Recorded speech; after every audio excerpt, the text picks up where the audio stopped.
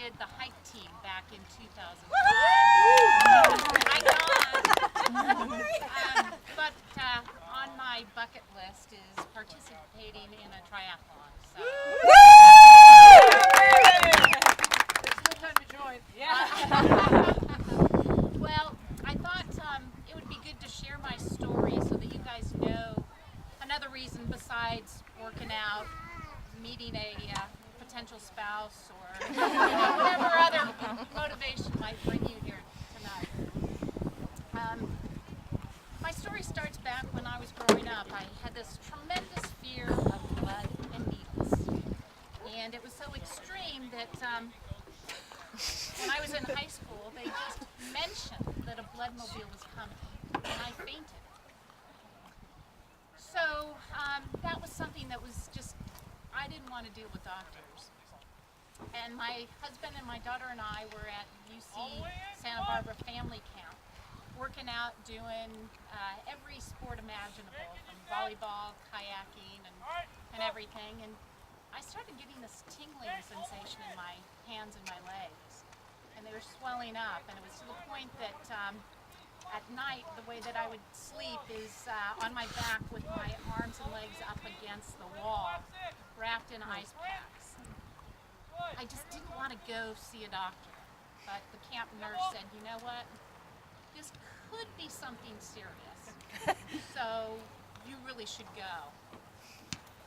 And I did, although it took 5 nurses and 1 doctor to hold me down to do a blood test.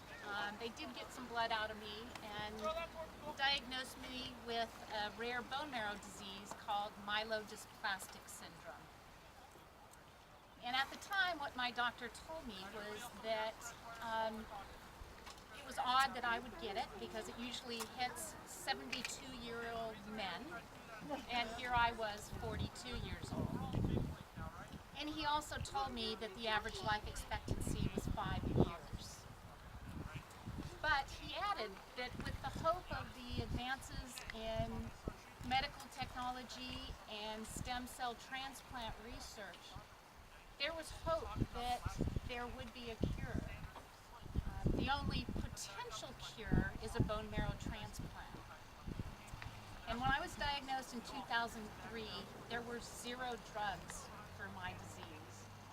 So my whole mindset was about maintenance and how do I live long enough for those new treatments to come along.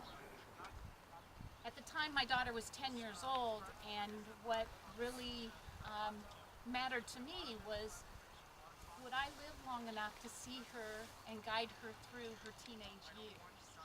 And would I live long enough to see her graduate from high school? So I was determined to beat this disease. And at the time, a bone marrow transplant back in 2003, the risk of death was 25 to 35%. And just tremendously awful side effects. And so I said, I'm going to wait on that one. So I was able to maintain with getting blood transfusions. And then between 2003 and 2006, 4 new drugs came out that were FDA approved specifically for myelodysplastic syndrome. Now, the reason that they came available was because of the funding that happens through organizations like Leukemia and Lymphoma Society. It's because of people like you are out here doing this great event and asking your friends to be a part of finding a cure and finding treatments. So I had the benefit of those medications giving me an extended life, 2.5 years in remission, that I didn't need any transfusions and did not need any medication. Until this past December, I wasn't having to go in for transfusions, and then I had a bone marrow biopsy that showed there was some disease progression, and my doctors advised to have a bone marrow transplant because it was better to do it when I was healthy.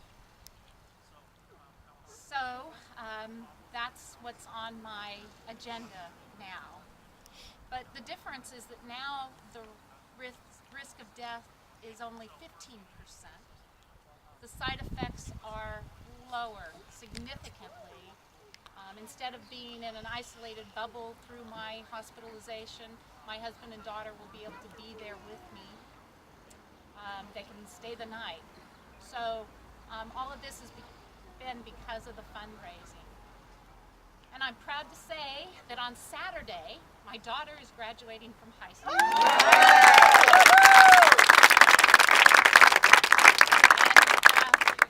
I'm proud of her. And on Monday, I head up for Seattle to go to the Fred Hutchinson Center for my bone marrow transplant. And I'm hoping that each of you will take a piece of my story with you, related to what you're going through and who you know who may be impacted by cancer. And know that people before you have raised funds to make my life better. And what you're going to do is going to be so important. So thank you.